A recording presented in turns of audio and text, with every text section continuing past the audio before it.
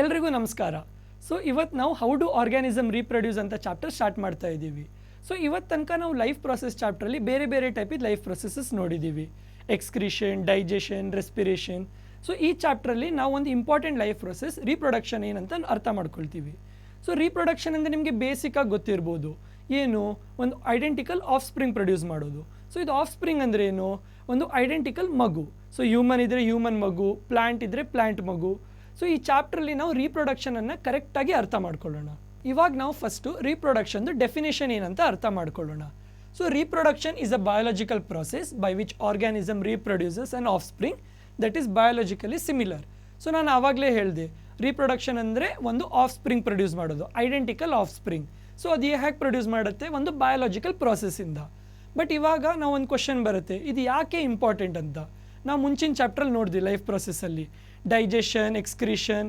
Digestion ಯಾಕೆ important? Food digest ಮಾಡೋಕ್ಕೆ. ಅದೇ ಥರ ಎಕ್ಸ್ಕ್ರಿಷನು ಬಾಡಿಯಿಂದ ವೇಸ್ಟ್ ಎಕ್ಸ್ಕ್ರೀಟ್ ಮಾಡೋಕ್ಕೆ ಎಕ್ಸ್ಕ್ರಿಷನ್ ಇಂಪಾರ್ಟೆಂಟ್. ರೀಪ್ರೊಡಕ್ಷನ್ ಯಾಕೆ ಇಂಪಾರ್ಟೆಂಟ್? ಫಸ್ಟ್ ಪಾಯಿಂಟ್ ಅಂದರೆ ಸಸ್ಟೈನೆನ್ಸ್ ಆಫ್ ಸ್ಪೀಷೀಸ್ ಮತ್ತು population expansion. So sustenance of ಸ್ಪೀಷೀಸ್ಗೆ ಮೇನ್ ಎಕ್ಸಾಂಪಲ್ ಅಂದರೆ ನಮ್ಗೆ ಗೊತ್ತು, ಟೈಗರ್ ನಾವು ಹೇಳ್ತೀವಲ್ವ ಎಕ್ಸ್ಟಿಂಟ್ ಆಗ್ತಾ ಬರ್ತಿದೆ ಅಂತ. ಸೊ ಇದು ಸಸ್ಟೈನ್ ಆಗಬೇಕು ಅಂದರೆ ಟೈಗರ್ ಈ ಅರ್ಥಲ್ಲಿ ಉಳಿಬೇಕಂತ ಇದ್ದರೆ ಅವರು ರೀಪ್ರೊಡ್ಯೂಸ್ ಮಾಡಬೇಕು. ಅದೇ ಒಂದು ಸತಿ ರೀಪ್ರೊಡ್ಯೂಸ್ ಮಾಡಿದ ಮೇಲೆ ಅವ್ರದ್ದು ಪಾಪ್ಯುಲೇಷನ್ ಎಕ್ಸ್ಪಾಂಡ್ ಆಗಬೇಕಾದ್ರೆ ಇನ್ನೂ ರೀಪ್ರೊಡ್ಯೂಸ್ ಮಾಡ್ತಾ ಇದ್ದರೆ ಮಾತ್ರ ಅವ್ರು ಪುನಃ ಎಕ್ಸ್ಟಿಂಟ್ ಆಗೋದಿಲ್ಲ. ಸೊ ಇದಕ್ಕೆ ರೀಪ್ರೊಡಕ್ಷನ್ ಇಸ್ ವೆರಿ ಇಂಪಾರ್ಟೆಂಟ್. ಇವಾಗ ನಾನು ಲಾಸ್ಟ್ ಸ್ಲೈಡಲ್ಲಿ ಹೇಳಿದ್ದೆ ರೀಪ್ರೊಡಕ್ಷನ್ ಅಂದರೆ ಐಡೆಂಟಿಕಲ್ ಆಫ್ ಸ್ಪ್ರಿಂಗ್ ಪ್ರೊಡ್ಯೂಸ್ ಮಾಡೋದು ಅಂತ. ಸೊ ಮೇನ್ ಕ್ವಶನ್ ಬರುತ್ತೆ, ಇದು ಐಡೆಂಟಿಕಲ್ ಹೇಗಿರತ್ತಂತ. ಸೊ ಇದು ಅರ್ಥ ಮಾಡ್ಕೊಳ್ಳೋಕೆ ನಾವು ಒಂದು ಎಕ್ಸಾಂಪಲ್ ನೋಡೋಣ. ಸೊ ನಾವು ಬೇರೆ ಬೇರೆ ಟೈಪ್ಸ್ ಬಿಲ್ಡಿಂಗ್ ನೋಡ್ತೀವಿ, ಚರ್ಚು, ಮಾಸ್ಕ್, ಟೆಂಪಲ್, ನಮ್ಮದು ಮನೆ, ಮಾಲು. ಸೊ ಇದೆಲ್ಲ ಕಟ್ಟಕ್ಕೆ ಮುಂಚೆ ಒಂದು ನಾವು ಬೇಸ್ ಪ್ಲ್ಯಾನ್ ಮಾಡ್ತೀವಿ. ಬೇಸ್ ಪ್ಲ್ಯಾನ್ ಅಂದರೆ ಬ್ಲೂ ಪ್ರಿಂಟ್. ಸೊ ಇದರಲ್ಲಿ ಏನಿರುತ್ತೆ ಬ್ಲೂ ಪ್ರಿಂಟಲ್ಲಿ? ರೂಮ್ಸ್ ಎಲ್ಲಿರಬೇಕು, ಟಾಯ್ಲೆಟ್ ಎಲ್ಲಿರಬೇಕು, ಮಾಡ್ ಹೇಗಾಗಿರಬೇಕು ಅಂತ ನಾವು ಡಿಸೈಡ್ ಮಾಡ್ತೀವಿ. ಅದೇ ಬಂದುಬಿಟ್ಟು ಬೇರೆ ಬೇರೆ ಬಿಲ್ಡಿಂಗ್ಗೆ ಬೇರೆ ಬೇರೆ ಟೈಪಿಗೆ ಬ್ಲೂ ಪ್ರಿಂಟ್ ಇರುತ್ತೆ. ಸೊ ಅದೇ ಥರ ಲಿವಿಂಗ್ ಆರ್ಗ್ಯಾನಿಸಮ್ಸಲ್ಲಿ ಇಂಥ characteristics, hair colour, skin colour, ಅದೆಲ್ಲ ಬಂದುಬಿಟ್ಟು ಡಿ ಎನ್ ಎದಲ್ಲಿ ಇರುತ್ತೆ. ಸೊ ಅದೇ ಬೇರೆ ಬೇರೆ types organisms, for example dog, monkey, ಅವ್ರದ್ದು ಕ್ಯಾರೆಕ್ಟರಿಸ್ಟಿಕ್ಸ್ ಬೇರೆ ಇರುತ್ತೆ. So D N A structure same ಇರುತ್ತೆ, ಬಟ್ ಅವ್ರದ್ದು ಕ್ಯಾರೆಕ್ಟರಿಸ್ಟಿಕ್ಸ್ ಅದರಲ್ಲಿ ಬೇರೆ ಬೇರೆ ರೀತಿಯಲ್ಲಿ ಎನ್ಕೋಡ್ ಆಗಿರುತ್ತೆ. ಸೊ ಇವಾಗ ನಾವು ಇದು ಡಿ ಎನ್ ಎ ಏನಂತ ಅರ್ಥ ಮಾಡ್ಕೊಳ್ಳೋಕ್ಕೆ ನೆಕ್ಸ್ಟ್ ಸ್ಲೈಡ್ ನೋಡೋಣ. ಸೊ ಡಿ ಎನ್ ಎ ಅಂದರೆ ಏನು? Deoxyribonucleic acid. So it is a group of molecule that is responsible for carrying and transmitting genetic instructions. ಎಲ್ಲಿಂದ? ಪೇರೆಂಟಿಂದ ಆಫ್ ಸ್ಪ್ರಿಂಗಲ್ಲಿ. ಅಂದರೆ ಏನೆಲ್ಲ ಜೆನೆಟಿಕ್ ಇನ್ಫಾರ್ಮೇಷನ್ ಅಂದರೆ ಕ್ಯಾರೆಕ್ಟರಿಸ್ಟಿಕ್ಸ್ ಇರುತ್ತಲ್ವ ನಮ್ಮ ಪೇರೆಂಟ್ಸಿಂದ ಸಿಕ್ಕಿರೋದು, ಅದು ಟ್ರಾನ್ಸ್ಮಿಟ್ ಮಾಡೋಕ್ಕೆ ಇದು ಒಂದು ಗ್ರೂಪ್ ಆಫ್ ಮಾಲಿಕ್ಯೂಲ್. ಸೊ ಇದು ಬಂದುಬಿಟ್ಟು ನಮ್ಮದು ಬಾಡಿದು ಡಿಸೈನ್ ಇದು ಬೇಸಿಕ್ ಯೂನಿಟ್ ಆಗಿರುತ್ತೆ. ಸೊ ಇವಾಗ ನಮಗೆ 3 ಕ್ವಶನ್ ಬರುತ್ತೆ. ಈ ಡಿ ಎನ್ ಎ ನೋಡೋಕ್ಕೆ ಹೇಗಿರುತ್ತೆ? ಸೆಕೆಂಡ್ ಕ್ವಶನ್, ಈ ಡಿ ಎನ್ ಎ ಎಲ್ಲಿರುತ್ತೆ ಅಂತ. ಮೂರನೇದು, ಇದು ಡಿ ಎನ್ ಎ ಏನು ಮಾಡುತ್ತೆ ಅಂತ ಇಂಪಾರ್ಟೆಂಟ್ ಕ್ವಶನ್ ಅದು. ಸೊ ಡಿ ಎನ್ ಎ ನೋಡೋಕ್ಕೆ ಈ ಥರ ಸ್ಟ್ರಕ್ಚರ್ ಇರುತ್ತೆ. ಸೊ ಇದು ನಿಮ್ಮದು ಎಕ್ಸ್ಟ್ರಾ ಇನ್ಫಾರ್ಮೇಷನ್ಗೆ. ಸೆಕೆಂಡ್ ಕ್ವಶನ್ ಏನು? ಡಿ ಎನ್ ಎ ಎಲ್ಲಿರುತ್ತೆ ಅಂತ. ಸೊ ಈ ಡಿ ಎನ್ ಎ ನಮ್ಮ ಬಾಡಿ ಸೆಲ್ಸ್ ಇರುತ್ತಲ್ವಾ, ಅದರದ್ದು ನ್ಯೂಕ್ಲಿಯಸ್ ಒಳಗೆ ಇರುತ್ತೆ. ಮೂರನೇದು, ಈ ಡಿ ಎನ್ ಎ ಏನು ಮಾಡುತ್ತೆ, ಯಾಕೆ ಇಂಪಾರ್ಟೆಂಟು ಅಂತ. ಸೊ ನಾನು ಹೇಳಿದ್ನಲ್ಲ ಮುಂಚಿನ ಸ್ಲೈಡಲ್ಲಿ, ನಮ್ಮದು ಕ್ಯಾರೆಕ್ಟರಿಸ್ಟಿಕ್ಸು ಈ ಡಿ ಎನ್ ಎದಲ್ಲಿ ಎನ್ಕೋಡ್ ಆಗಿರುತ್ತೆ. ಸೊ ಈ ಕ್ಯಾರೆಕ್ಟರಿಸ್ಟಿಕ್ಸು ಬೇರೆ ಬೇರೆ ಪ್ರೋಟೀನ್ಸ್ ಪ್ರೊಡ್ಯೂಸ್ ಮಾಡುತ್ತೆ, ಮತ್ತು ಈ ಬೇರೆ ಬೇರೆ ಪ್ರೋಟೀನ್ಸು ನಮ್ಮದು ಬೇರೆ ಬೇರೆ ಬಾಡಿ ಡಿಸೈನ್ಗೆ ರೆಸ್ಪಾನ್ಸಿಬಲ್ ಆಗಿರುತ್ತೆ. ಸೊ ಇವಾಗ ನಾನು ಲಾಸ್ಟ್ ಸ್ಲೈಡಲ್ಲಿ ಹೇಳಿದೆ ಆಫ್ ಸ್ಪ್ರಿಂಗ್ ಪ್ರೊಡ್ಯೂಸ್ ಮಾಡೋಕ್ಕೆ ಪೇರೆಂಟಿಂದ ಚೈಲ್ಡ್ಗೆ ಡಿ ಎನ್ ಎ ಟ್ರಾನ್ಸ್ಫರ್ ಆಗುತ್ತೆ ಅಂತ. ಸೊ ಇವಾಗ ಪೇರೆಂಟ್ಸ್ ಎಲ್ಲ ಡಿ ಎನ್ ಎ ಕೊಟ್ಬಿಟ್ರೆ ಪೇರೆಂಟ್ಸ್ ಹತ್ರ ಡಿ ಎನ್ ಎನೇ ಉಳಿಯಲ್ಲಲ್ವಾ. ಸೊ ಇದು ಆ್ಯಕ್ಚುಲಿ ಆ ಥರ ಆಗೋದಿಲ್ಲ. ಸೊ ಏನಾಗತ್ತಂದರೆ ಪೇರೆಂಟ್ಸು ಒಂದು ಅವ್ರದ್ದು ಡಿ ಎನ್ ಎ ಇರುತ್ತಲ್ವ ಅದರದ್ದು ಕಾಪಿ ಪ್ರೊಡ್ಯೂಸ್ ಮಾಡುತ್ತೆ, ಮತ್ತು ಆ ಕಾಪಿ ಚೈಲ್ಡ್ಗೆ ಟ್ರಾನ್ಸ್ಫರ್ ಆಗುತ್ತೆ. ಸೊ ಇದು ಕಾಪಿ ಹೇಗಾಗುತ್ತೆ? ಇದು ಬಾಡಿಯಲ್ಲಿ ಕೆಮಿಕಲ್ ರಿಯಾಕ್ಷನಿಂದ ಡಿ ಎನ್ ಎ ಕಾಪಿ ಆಗುತ್ತೆ. ಸೊ ಇದು ಕಾಪಿ 100% ಸೇಮ್ ಇರುತ್ತಾ? ಇದು ಅರ್ಥ ಮಾಡ್ಕೊಳ್ಳೋಕೆ ನಾವು ಒಂದು ಎಕ್ಸಾಂಪಲ್ ನೋಡೋಣ. ನೀವು ನಿಮ್ಮ ಫ್ರೆಂಡ್ಸ್ ಇದು ನೋಟ್ಸ್ ಕಾಪಿ ಮಾಡ್ತೀರಾ, ಒಂದೊಂದು ಸತಿ ಏನೋ ಸಣ್ಣ ಸಣ್ಣ ಚೇಂಜಸ್ ಬರುತ್ತೆ. ಸೊ ಅದೇ ಥರ ಕೆಮಿಕಲ್ ರಿಯಾಕ್ಷನ್ ಆಗಬೇಕಾದ್ರೂ ಒಂಚೂರು ಚೇಂಜಸ್ ಬರ್ಬೋದು. ಸೊ ಇದಕ್ಕೆ ನಾವು ವೇರಿಯೇಷನ್ಸ್ ಅಂತ ಹೇಳ್ತೀವಿ. ಸೊ ಒಂದೊಂದು ಸತಿ ವೇರಿಯೇಷನ್ ಸ್ಮಾಲ್ ಇರುತ್ತೆ, ಒಂದೊಂದು ಸತಿ ತುಂಬ ಜಾಸ್ತಿ ಇರುತ್ತೆ, ಒಂದೊಂದು ಸತಿ ಇಷ್ಟು ಜಾಸ್ತಿ ಆಗುತ್ತೆ ಅಂದರೆ ಆಫ್ ಸ್ಪ್ರಿಂಗ್ ಪ್ರೊಡ್ಯೂಸೇ ಆಗೋದಿಲ್ಲ. ಸೊ ಇದು ವೇರಿಯೇಷನ್ಸ್ ಬಂದುಬಿಟ್ಟು ಎವಲ್ಯೂಷನ್ಗೆ ಮೇನ್ ಕಾರಣ. ಸೊ ಇದು ಎವಲ್ಯೂಷನ್ ಏನಂತ ನಾವು ಮುಂದಿನ ಚಾಪ್ಟ್ರಲ್ಲಿ ನೋಡ್ತೀವಿ. ಸೊ ಇಷ್ಟು ತನಕ ನಾನು ವೇರಿಯೇಷನ್ಸ್ ಅಂತ ಹೇಳ್ತಾ ಇದ್ದೆ. ಸೊ ಇದು ವೇರಿಯೇಷನ್ಸ್ ಇಂಪಾರ್ಟೆನ್ಸ್ ಅರ್ಥ ಮಾಡ್ಕೊಳ್ಳೋಣ. So different regions require different kind of body feature for survival. ಅಂದರೆ ರೀಜನ್ ಪ್ರಕಾರ ಆರ್ಗ್ಯಾನಿಸಮ್ಸ್ಗೆ ಬೇರೆ ಬೇರೆ ಫೀಚರ್ಸ್ ಬೇಕಾಗಿರುತ್ತೆ. ಕೋಲ್ಡ್ ರೀಜನಲ್ಲಿ ಒಂದು ಟೈಪಿದ ಫೀಚರ್ ಬೇಕಾಗಿರುತ್ತೆ, ಹಾಟ್ ರೀಜನಲ್ಲಿ ಬೇರೆ ಟೈಪಿದ ಫೀಚರ್ ಬೇಕಾಗಿರುತ್ತೆ. ಸೊ ಇದು ಡಿಫ್ರೆಂಟ್ ರೀಜನ್ಸ್ ಹೇಳ್ತೀವಲ್ವ ಅದನ್ನು ನಾವು ನೀಶ್ ಅಂತ ಹೇಳ್ತೀವಿ. ಸೊ ಇದು ಎಕ್ಸಾಕ್ಟ್ಲಿ ವೇರಿಯೇಷನ್ಸ್ ಹೇಗೆ ಹೆಲ್ಪ್ ಆಗುತ್ತೆ ಅಂತ ಅರ್ಥ ಮಾಡ್ಕೊಳ್ಳೋಕೆ ಒಂದು ಎಕ್ಸಾಂಪಲ್ ನೋಡೋಣ. ಸೊ ಇಮ್ಯಾಜಿನ್ ಮಾಡಿ ಒಂದು ರಿವರ್ ಇದೆ, ಅದರಲ್ಲಿ ಬ್ಯಾಕ್ಟೀರಿಯಾಸ್ ರೀಪ್ರೊಡ್ಯೂಸ್ ಮಾಡ್ತಾ ಇದೆ.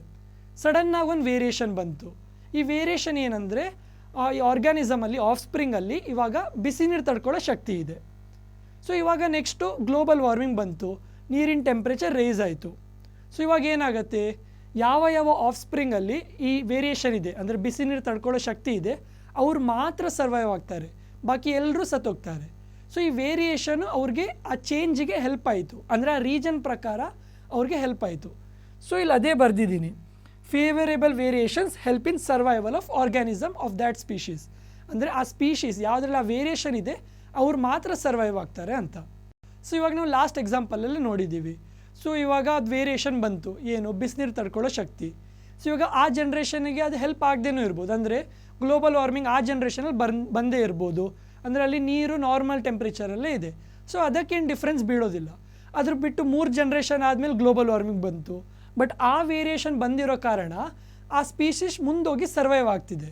ಸೊ ಅದಕ್ಕೆ ಇಂಡಿವಿಜುವಲ್ ಆಗಿ ಹೆಲ್ಪ್ ಆಗದೇನೂ ಇರ್ಬೋದು, ಬಟ್ ಎಂಟೈರ್ ಸ್ಪೀಷೀಸ್ಗೆ ಅದು ಹೆಲ್ಪ್ ಆಗ್ತಾ ಇದೆ. ಸೊ ಇಷ್ಟುವರೆಗೆ ನಾವು ಇಂಟ್ರೊಡಕ್ಷನ್ ಟು ರೀಪ್ರೊಡಕ್ಷನ್ ಮತ್ತು ವೇರಿಯೇಷನ್ಸನ್ನು ಅರ್ಥ ಮಾಡ್ಕೊಂಡ್ವಿ. ಸೊ ಇವಾಗ ನಾವು ಟೈಪ್ಸ್ ಆಫ್ ರೀಪ್ರೊಡಕ್ಷನ್ ನೋಡೋಣ. ಸೊ ಟೈಪ್ಸ್ ಆಫ್ ರೀಪ್ರೊಡಕ್ಷನಲ್ಲಿ 2 ಟೈಪ್ ಇದು ಬರುತ್ತೆ, ಎಸೆಕ್ಷುವಲ್ ರೀಪ್ರೊಡಕ್ಷನ್ ಮತ್ತು ಸೆಕ್ಷುವಲ್ ರೀಪ್ರೊಡಕ್ಷನ್. ಸೊ ಇದರಲ್ಲಿ ಮೇನ್ ಡಿಫ್ರೆನ್ಸ್ ಏನಂದರೆ ಎಸೆಕ್ಷುವಲ್ ರೀಪ್ರೊಡಕ್ಷನ್ಸಲ್ಲಿ ಗೇಮೆಟ್ಸ್ ಇದು ಫ್ಯೂಷನ್ ಇರೋದಿಲ್ಲ, ಸೆಕ್ಷುವಲ್ ರೀಪ್ರೊಡಕ್ಷನಲ್ಲಿ ಗೇಮೆಟ್ಸ್ ಇದು ಫ್ಯೂಷನ್ ಇರುತ್ತೆ. ಸೊ ಇದು ಗೇಮೆಟ್ಸ್ ಅಂದರೆ ಏನು, ಇನ್ನು ರೀಪ್ರೊಡಕ್ಟರಿ ಸೆಲ್ಸ್ ಇರುತ್ತಲ್ವ ಆಫ್ ಸ್ಪ್ರಿಂಗ್ ಪ್ರೊಡ್ಯೂಸ್ ಆಗೋಕ್ಕೆ, ಸೊ ಅದನ್ನು ನಾವು ಗೇಮೆಟ್ಸ್ ಅಂತ ಹೇಳ್ತೀವಿ.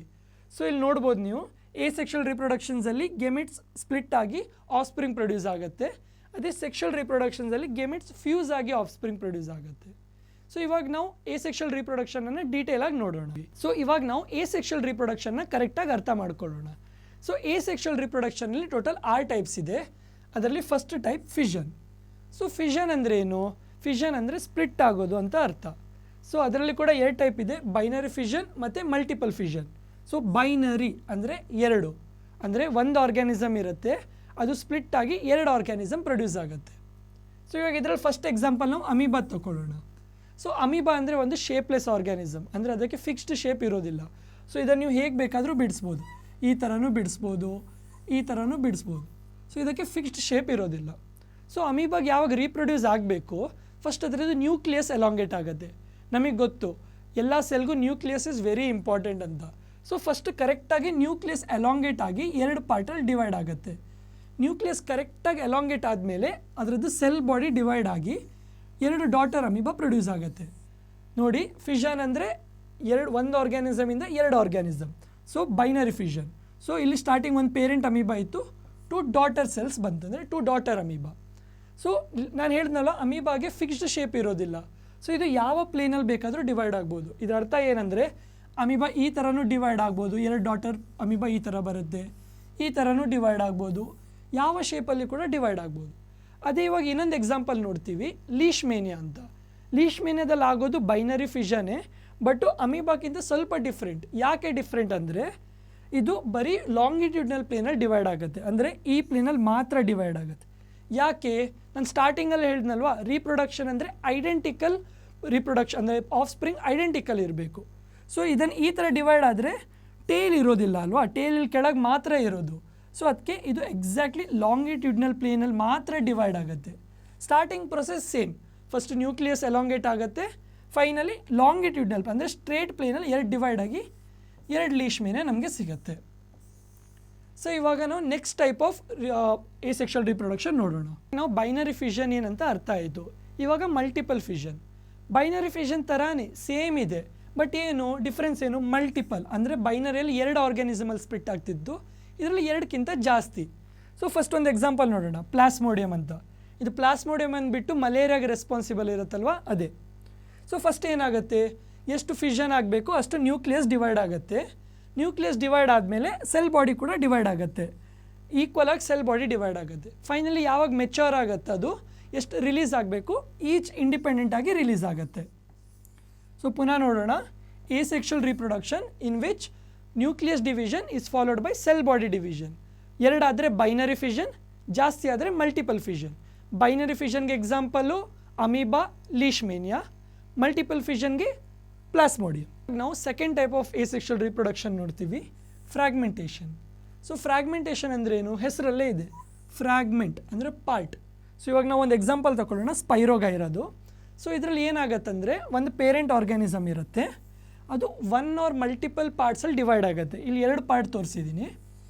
ಸೊ 2 ಪಾರ್ಟಲ್ಲಿ ಈ ಥರ ಡಿವೈಡ್ ಆಗಿ ಅದು ಈಚ್ ಇಂಡಿಪೆಂಡೆಂಟ್ ಆರ್ಗ್ಯಾನಿಸಮಲ್ಲಿ ಡೆವಲಪ್ ಆಗುತ್ತೆ.